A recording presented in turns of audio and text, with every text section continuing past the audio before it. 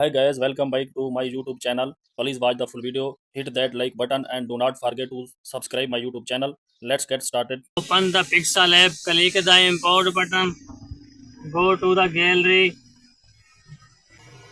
select the picture, background remove, eraser color, enable button on, adjust the picture, click the import button, go to the gallery, select the picture, background remove, eraser color, enable button on, adjust the picture, click the sticker, select the sticker,